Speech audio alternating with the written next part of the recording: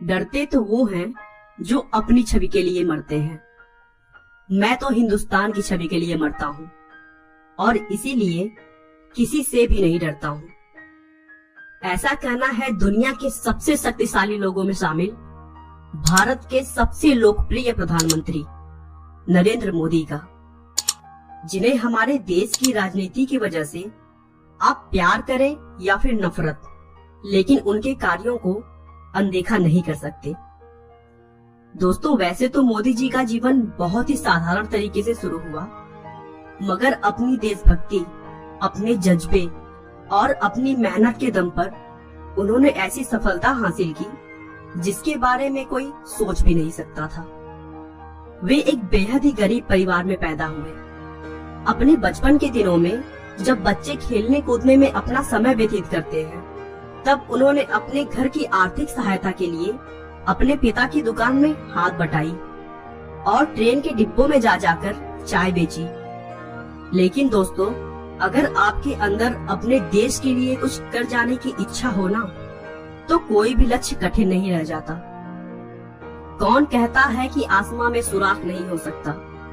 एक पत्थर तो तबीयत से उछालो यारो। आइए दोस्तों, हम शुरू से मोदी जी के चाय बेचने से लेकर प्रधानमंत्री बनने तक के अद्भुत सफर को डिटेल में जानते हैं। नरेंद्र मोदी का जन्म 17 सितंबर 1950 को बॉम्बे राज्य के मेहसान जिले में वडनगर नाम के गांव में हुआ था। दोस्तों, बता दूं कि बॉम्बे राज्य पहले भारत का ही एक राज्य था, जिसे 1 मई 1960 में अलग कर गुजरात और महाराष्ट्र बना दिया गया। तो इस तरह अब मोदी जी का जन्म स्थान गुजरात राज्य के अंतर्गत आता है। नरेंद्र मोदी के पिता का नाम दामोदर दास मूलचंद मोदी था और माँ का नाम हीराबेन मोदी है। जन्म के समय उनका परिवार बहुत ही गरीब था और वे एक छोटे से कच्चे मकान में रहते थे। नरेंद्र मोदी अपने माता पिता की कुल 6 संतानों में तीसरे पुत्र हैं। मोदी के पिता रेलवे स्टेशन पर चाय की एक छोटी सी दुकान चलाते थे, जिसमें नरेंद्र मोदी भी उनका हाथ बटाते थे और रेल के डिब्बों में जा जाकर चाय बेचते थे। लेकिन हाँ, चाय की दुकान संभालने के साथ साथ मोदी पढ़ाई लिखाई का भी पूरा ध्यान रखते थे। मोदी के टीचर बताते हैं कि नरेंद्र पढ़ाई लिखाई में तो एक ठीक ठाक छात्र थे, लेकिन वे नाटकों और भाषणों में जमकर हिस्सा लेते थे और उन्हें खेल कूद में भी बहुत दिलचस्पी थी।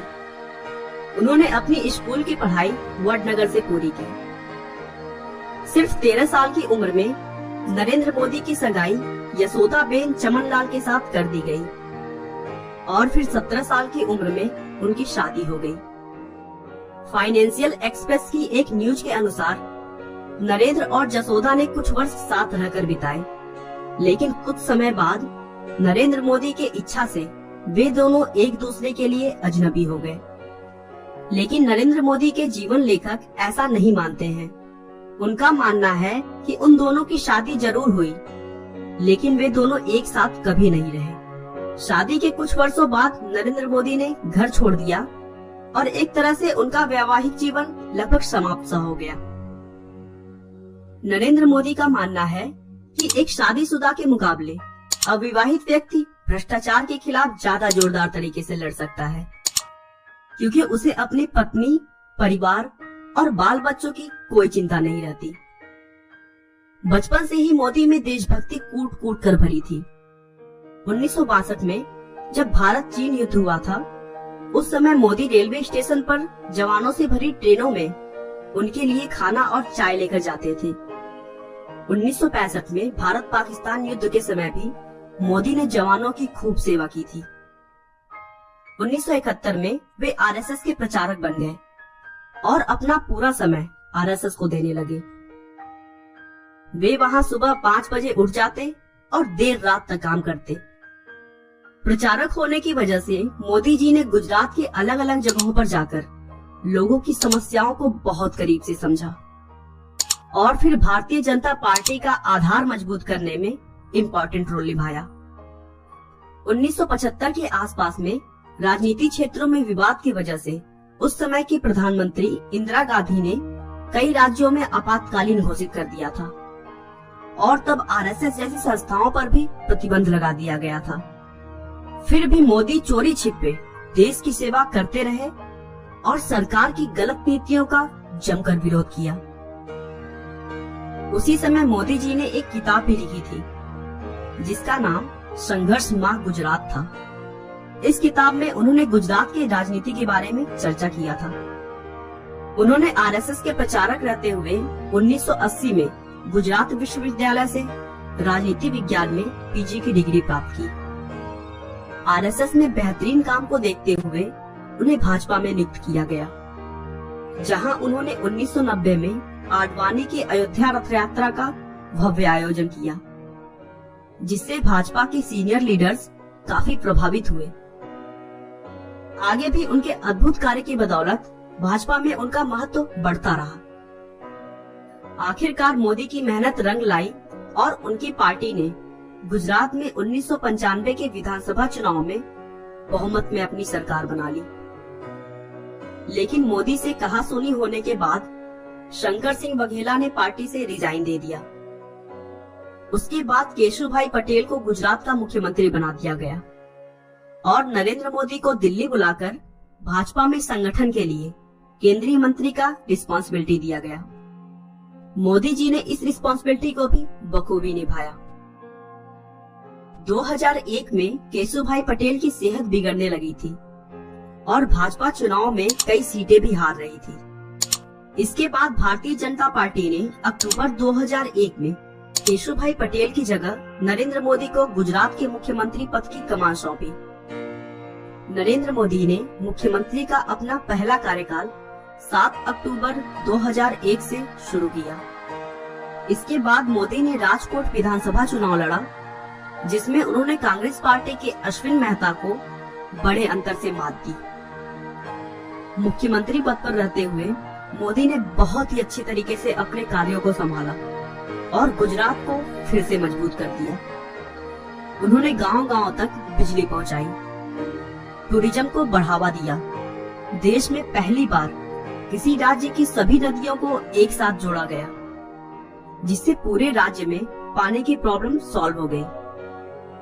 एशिया के सबसे बड़े सोलर पार्क का निर्माण भी गुजरात में ही हुआ और इन सब के अलावा भी उन्होंने बहुत सारे अद्भुत कार्य किए और देखते ही देखते गुजरात को भारत का सबसे बेहतरीन राज्य बना दिया और वह खुद गुजरात के सबसे लोकप्रिय मुख्यमंत्री बन गए। लेकिन उसी बीच मार्च 2002 में गुजरात के गोधरा कांड से नरेंद्र मोदी का नाम जोड़ा गया। इस कांड के लिए न्यूयॉर्क टाइम्स ने मोदी प्रशासन को जिम्मेदार ठहराया और फिर कांग्रेस सहित अनेक विपक्षी दलों ने उनके इस्तीफे की मांग की। दोस्तों, गोधरा कांड में 27 फरवरी 2002 को गुजरात के गोधरा नाम के शहर में रेलवे स्टेशन पर साबरमती ट्रेन के S6 कोच में आग लगाए जाने के बाद 59 लोगों की मौत हो गई थी, जिसके बाद पूरे गुजरात में सांप्रदायिक दंगे होना शुरू हो गए और फिर 28 फरवरी 2002 को गुजरात के कई इलाकों में दंगा बहुत ज्यादा भड़क गया, जिसमें 1200 से अधिक लोग मारे गए। इसके बाद इस घटना के जांच के लिए उच्चतम न्यायालय ने विशेष जांच दल बनाई और फिर दिसंबर 2010 में जांच दल की रिपोर्ट के आधार पर फैसला सुनाया कि इन दंगों में नरेंद्र मोदी के खिलाफ कोई ठोस सबूत नहीं मिला। नरेंद्र मोदी ने गुजरात में कई ऐसे हिंदू मंदिरों को भी ध्वस्त कराने में थोड़ा सा भी नहीं सोचा जो सरकारी कानून कायदों के मुताबिक नहीं बने थे। हालांकि इसके लिए उन्हें विश्व हिंदू परिषद जैसे संगठनों का भी विरोध झेलना पड़ा, लेकिन उन्होंने इसकी थोड़ी सी भी परवाह नहीं की और देश के लिए जो सही था उसी काम को करते रहे। उनके अच्छे डिसीजंस और कार्यों की वजह से गुजरात के लोगों ने मोदी को 4 बार लगातार अपना मुख्यमंत्री बनाया।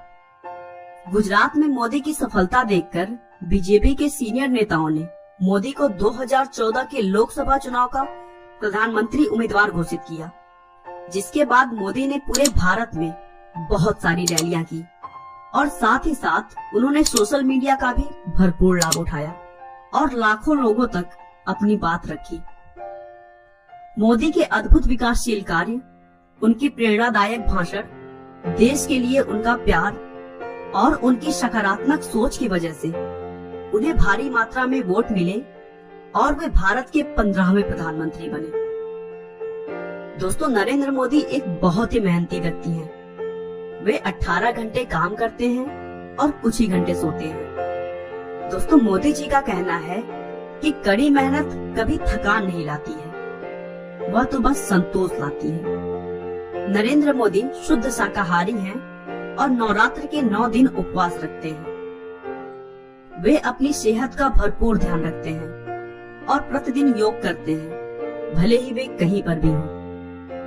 मोदी जी अपनी माँ से बहुत प्यार करते हैं। उनका कहना है कि मेरे पास अपने बाबा दादा की ना ही एक पाई है और ना ही मुझे चाहिए। मेरे पास अगर कुछ है तो अपनी माँ का दिया आशीर्वाद। आपका बहुमूल्य समय देने के लिए बहुत बहुत धन्यवाद। इस वीडियो को लाइक करके आप हमारा मनोबल बढ़ा सकते हैं। दोस्तों, अगर आप हमारे वीडियो को मिस नहीं करना चाहते तो कृपया चैनल को सब्सक्राइब कर लें। आपको यह कहानी कैसी लगी हमें कमेंट करके जरूर बताएं। धन्यवाद।